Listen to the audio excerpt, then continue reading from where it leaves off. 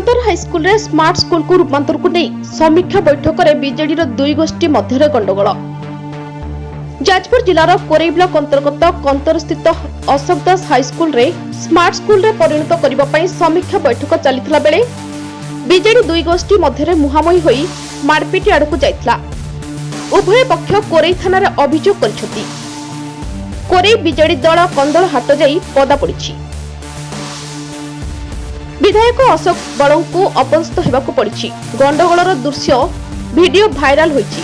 घटनार प्रकाश से विधायक अशोक कुमार बड़ ग्राम्य उन्नयन संस्थार प्रकल्प निर्देशक अशोक कुमार बेउरिया कोरेई वीडियो सेता समिति समीक्षा बैठक करने जाइथिले।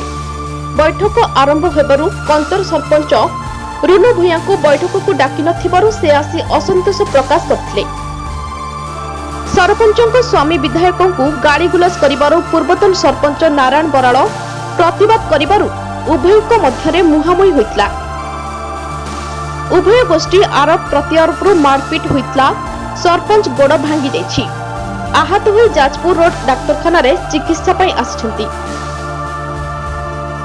तांकर माड़मारी गोड़ को जखम करी माड़मारी लहुलुहान करथिबार पूर्वतन सरपंच भाई नारायण बराड़ नाम रे थाना रे अभियोग करछंती। अन्यपटे पूर्वतन सरपंच हिमांशु बराड़ सरपंच स्वामी रमेश भूया तांको माड़ मारिबा सह अश्लील भाषा गाली गुलज करछंती बोली थाना रे अभियोग करछंती। पुलिस दुईटी अभियोग को भित्ति करी दुईटी मामला रुजु करी तदंत जारी रखिछंती। ब्यूरो रिपोर्ट सूर्यास्त न्यूज।